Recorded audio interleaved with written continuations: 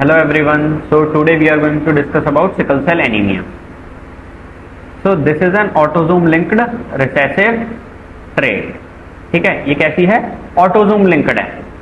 किससे लिंक्ड है? ऑटोजोम से. ऑटोजोम्स 23 पेयर्स ऑफ क्रोमोसोम्स रहते हैं. 23 पेयर्स ऑफ क्रोमोसोम्स में से जो 1 रहता है वो सेक्स क्रोमोसोम रहता है और बाकी के बच्चे कुछ 22 कौन से रहते हैं? ऑटोजोम्स. ठीक है, ये ऑटोजोम से लिंक्ड है. ठीक है, और कैसी है? रिसेसिव ट्रेट है. दो टाइप की ट्रेट रहती है, एक डोमिनेंट और एक रिसेसिव. ये रिसेसिव टाइप की ट्रेट है. ठीक है, that can be transmitted from parents to offsprings, जो कि पेरेंट्स से ऑफस्प्रिंग्स तक ट्रांसमिट होती है. कब? When both the parents are carrier of the gene. जब दोनों ही पेरेंट्स जो होते हैं वो जीन के कैरियर होते हैं, सिर्फ तभी ट्रांसमिट होती है, अदरवाइज ये ट्रांसमिट नहीं होती है.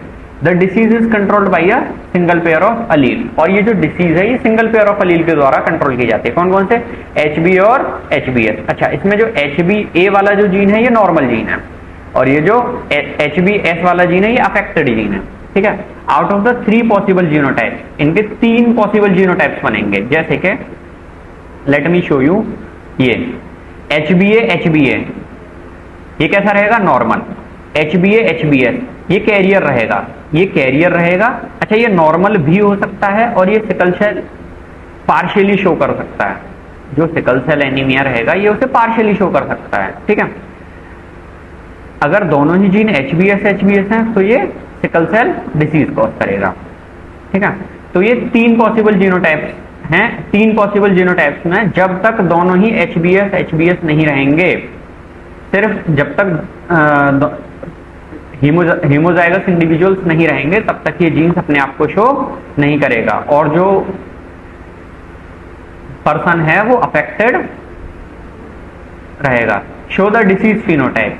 तो इस टाइप के HBS जीन वाले जो हैं सिर्फ वही डिसीज का फिनोटाइप शो करेंगे, लेकिन जो हेटेरोजाइगस हैं जिनमें HB और HBS है, ठीक है, वो अपेरेंटली अनअफेक्टेड रहेंगे, उन पर कोई इफेक्ट नहीं पड़ेगा. ठीक है, और ये क्या रहेंगे? ये कैरियर रहेंगे. और कैरियर कैसे रहेंगे? 50% प्रोबेबिलिटी शो करेंगे ट्रांसमिशन की. एक पेरेंट से प्रोजेनी तक जो ट्रांसमिशन की जो प्रोबेबिलिटी रहेगी वो कितनी रहेगी? 50% म्यूटेंट जीन की. ठीक है, thus exhibiting sickle cell trait, और सिकल सेल ट्रेट को आगे बढ़ाएंगे. The defect is caused by the substitution of glutamic acid.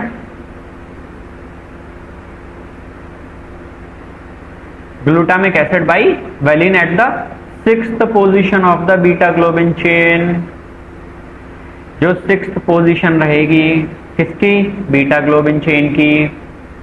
Beta globin chain की जो 6th पोजीशन रहेगी वहां पे एक ग्लूटामिक एसिड जो रहेगा,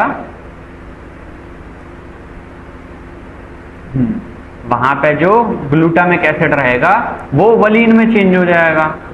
ठीक है, ये रहा ग्लूटामिक एसिड और ये रहा वलीन. जब 6th पोजीशन पे जहां ग्लूटामिक एसिड आना चाहिए वहां पे अगर वलीन आ जाए किसी कंडीशन से तो क्या रहेगा? जो HBA पेप्टाइड है वो HBS पेप्टाइड में कन्वर्ट हो जाएगी. ठीक है,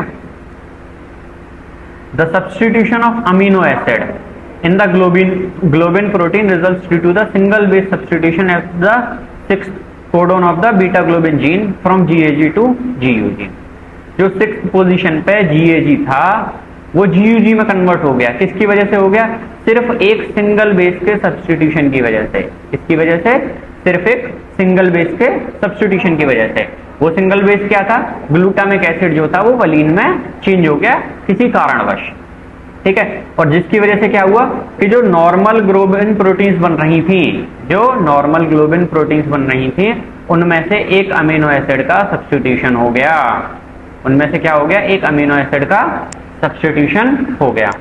the mutant haemoglobin molecule undergoes polymerisation. और इससे क्या हुआ कि जो नया हीमोग्लोबिन का जो मॉलिक्यूल बना वो पॉलीमराइजेशन शो किया. तो जो, और इसके अलावा जो लो ऑक्सीजन टेंशन की वजह से क्या हुआ? उसका शेप चेंज हो गया.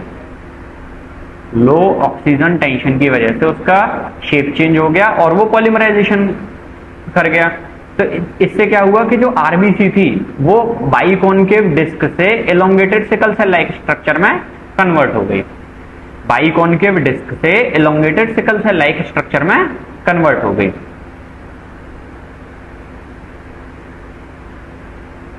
लाइक एज हियर, ये वाला नॉर्मल आरबीसी है, ये वाला सिकल सेल वाला आरबीसी है। ठीक है, can you see the difference? अगर हम इसे माइक्रोस्कोप में देखेंगे तो ये दिखेगा कुछ कुछ ऐसा। ये वाले सारे नॉर्मल आरबीसीज हैं और ये वाला सिकल सेल का आरबीसी है। ठीक है, और ये होता किसकी वजह से है? ग्लूटामिक एसिड वेलिन में चेंज हो जाता है सिक्स्थ पोजीशन पर।